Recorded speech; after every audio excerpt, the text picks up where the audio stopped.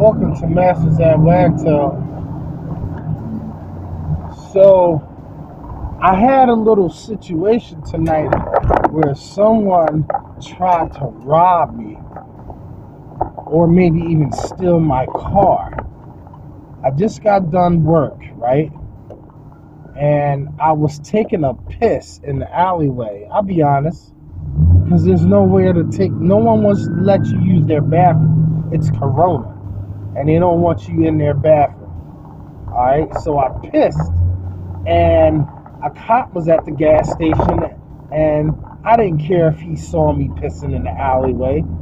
They can't lock me up because there's nowhere to go to the bathroom. You know what I mean? And for a cop to actually do that, he got to be a little bit on hard. I don't even want to say the words that I want to say, but he has to be more of a hard case than anything, or a rookie. So I turned around, I saw a guy bent over with his ass showing as I turned around. And I said, "What are you doing?" And I grabbed the guy and yanked him. Oh my God, son. I had to restrain. From the grace of God, he intervened and prevented me from jacking this guy up. I was going to murder this guy because he was inside my car. Let me pull over and talk to you. He was in my car. So what I said to the officer that was across the street as I gripped the guy up, I almost was going to knock him out flat cold with one punch. I'm a heavy hitter. I'm heavy-handed. I would have murdered that guy. So I didn't want to hurt nobody. But it didn't look like he took anything, but I couldn't be certain. So as I was running to the gas station, I said, "Excuse me, cop, hello. He tried to rob me." And the guy sprinted across the street. So when the cop got in his car and turned his lights on, the guy started slowing down walking. And he didn't put up a fight. He put his hands up and says, "I have nothing." And he said he dropped his phone and this and that. And he had to go back and look for it. And they had him in the back of the vehicle. So they asked me, did I want to press charges? I said, well, I'm not out to hang this guy out to dry. And I said, well, how's his record? What's his jacket look like? We can't disclose that information. And I says, okay, I understand that. But in your opinion, what do you think I should do? He says, well, based on what I observed, he doesn't have anything out of the ordinary on this kind of previous experience. So I said, okay, well, maybe this corona got people in a rut, and maybe he just made a rash decision. Okay, he deserves another chance. And I said, it doesn't look like he stole anything. So he gave me the case number and a little sheet. So I said, well, all right, well, I'll think about it. He says you have up to 30 days or 60 days to file the report. So I said, well, what if I want to file a report? What's going to happen? He said, well, we're going to take him down to the station. He's going to get locked up. If you say you don't want to press charges, we'll release him now. So I let the guy go. So I went down the street. I noticed my wallet was gone. So I went back to the gas station. But before I even got to the gas station, a detective called me and asked me what happened and, my information and all that stuff. And do I want to press charges?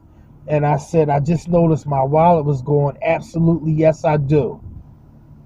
So when I got back to the gas station, the detective says, don't do anything. Don't get out the car. Just answer these questions first. So he radioed to the cop, and the cop came up to the door, and he says, before we go any further, Let me retrace our steps and see if he threw it out. And he found it. And I said, wow. He said, man, you making me work tonight. I said, man, if there's anything I could do, let me know. Man, I don't want money. And he gave me the fist pound. Young guy, man, he was cool as heck, man. I said, man, it's not about anything else. It's the inconvenience that I would have to replace.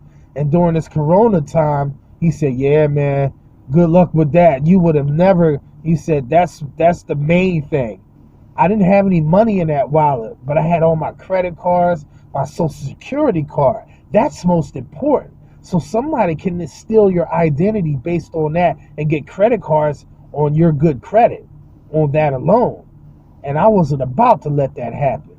So after I got my wallet, to be honest with you, I balled up that case number and threw it out the window. That's just the kind of guy I am. Maybe this is a wake-up call for that guy. You know, you see, people deserve a chance and they make rash decisions. And I don't want to be the person to control their fate. That's not up to me. That's up to God. So if I don't deal with that, God will, because karma will. The laws of attraction will. It'll catch up to him. Maybe not with me. Okay, he got away scot-free. Hey, that rhyme, you see? But it's the next person.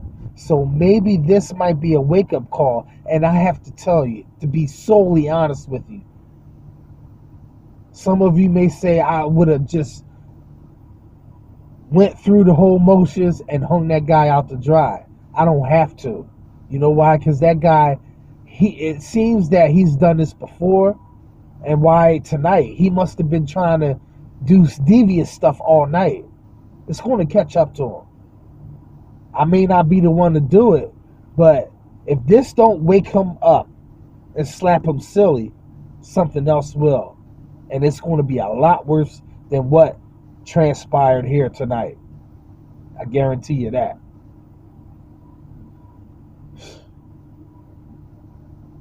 It is what it is, man. Be careful. You never know what somebody may do from 1 minute to the next. Let's say he decided to go around the other side and hop in the car and drive off. That guy wouldn't have been so bold to do that with the cop sitting literally 50 feet in the gas station parked. But he was figured I can steal something and no one would ever notice. So he thought. But this is Masters at Wagtail, and I'll see you in the next one.